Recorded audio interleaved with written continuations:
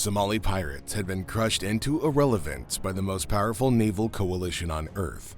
Then the Houthis started shooting at ships in the Red Sea, and every warship in the Indian Ocean began turning north.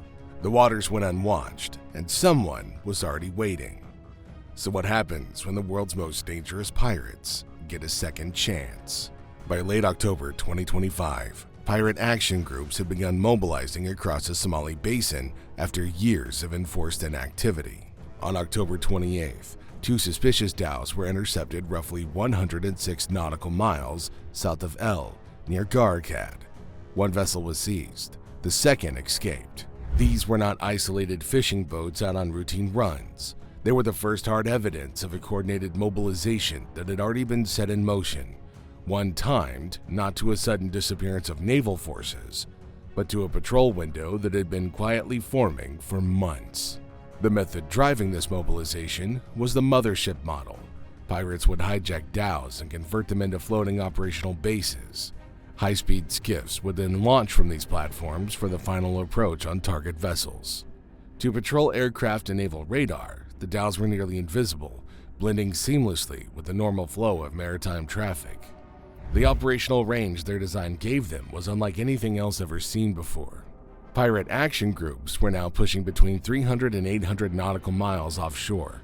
Armed with rocket-propelled grenades and operating over 500 miles out to sea, these were not coastal opportunists taking chances.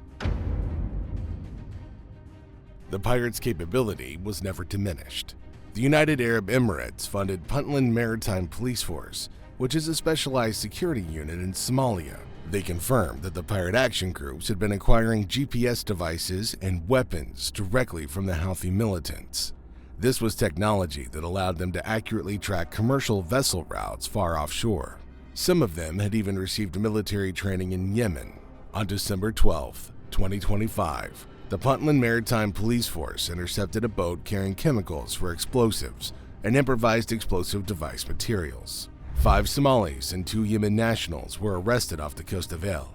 The United Nations Monitoring Team's 2025 report also documented that Al-Shabaab had held meetings with Houthi representatives in July and September of 2024. They offered advanced weapons and training in exchange for escalating piracy in the Gulf of Aden.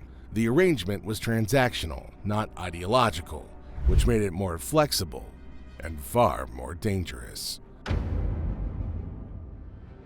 Throughout 2025, the Houthi campaign in the Red Sea had been pulling naval attention steadily northward. Every strike they launched required a response, and every response pulled more assets away from the Somali basin. Patrols didn't vanish overnight. They thinned, slowly and incrementally, until the coverage that had kept Somali piracy suppressed for over a decade began showing openings wide enough to operate in. And then the pressure intensified further. On March 28, 2026, the Houthis resumed military activity after a brief ceasefire.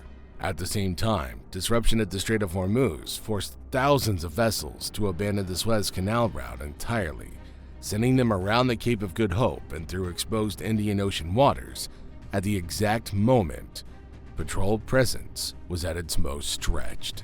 Ships that disabled their tracking systems to avoid Iranian forces were simultaneously disappearing from the screens of the very coalitions meant to protect them.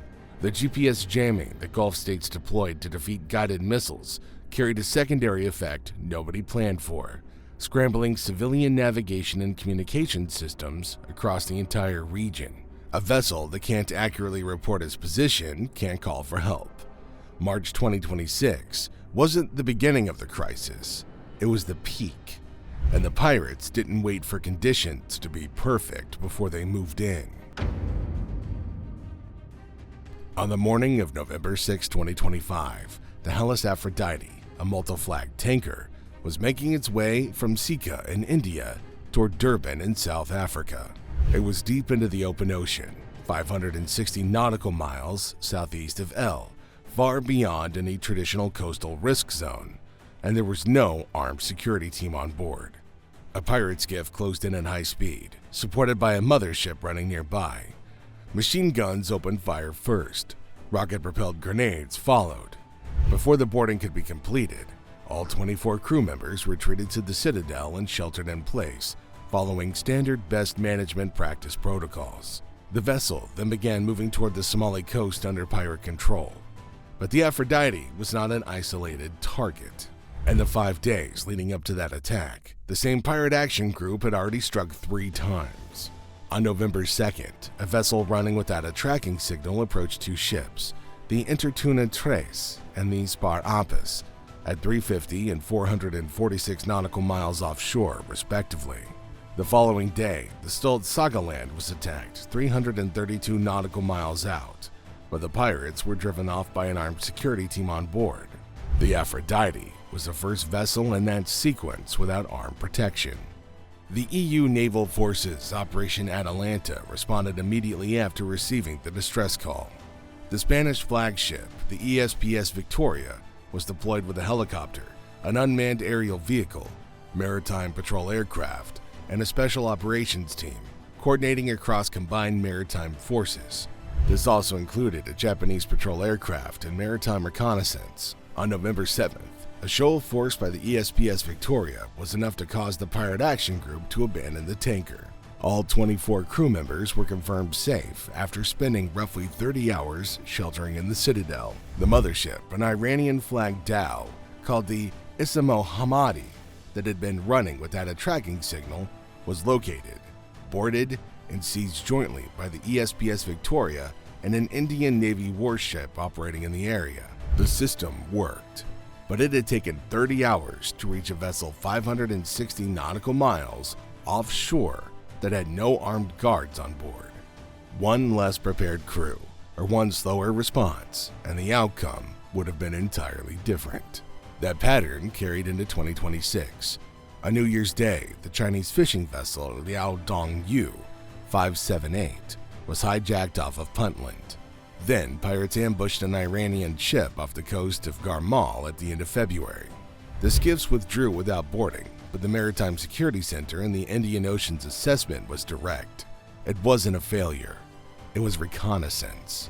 Then, on March 24, 2026, when Houthi activity escalated again and patrols stretched thinner than ever, the Iranian-flagged dhow Al-Wasimi 786 was seized approximately 400 nautical miles east of Mogadishu.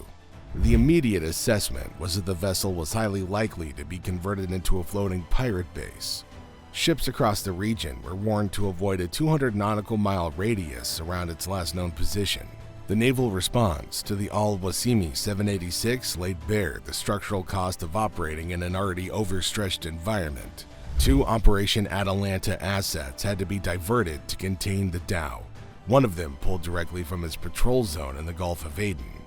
That left 2 patrol areas running below capacity, just to monitor a single hijacked fishing vessel. By April 5, 2026, the sustained pressure finally forced the pirates to abandon the dhow along the northwestern Somali coast. The operation was a success. The International Maritime Bureau's first quarter 2026 statistics brought the full picture into focus. Global piracy had fallen to its lowest level since 1991, with just 16 incidents recorded in the first 3 months of 2026, compared to 45 in the same period the year before. On the surface, the ocean hadn't been this safe in over 3 decades, but the number underneath told a different story. Pirates succeeded in 94% of the attacks they attempted. 14 ships boarded, 1 hijacked. Between 2020 and 2022, Operation Atalanta recorded 0 attacks, a period that many interpret as a permanent defeat. It was not. What the suppression campaigns of the previous decade actually did was remove the opportunists, the amateurs, and the poorly organized. The pirates who survived were the ones who adapted, emerging leaner, better equipped, and more patient than before. Fewer actions, near 0 failures. This was never a comeback story. It was a gap story, and the gap had been forming for longer than anyone officially acknowledged. If you want to stay ahead of the curve on global flashpoints and modern naval warfare, hit the like button and make sure to subscribe to the channel, because what's coming is even bigger than this. We'll keep you updated on the front lines. Thanks for watching.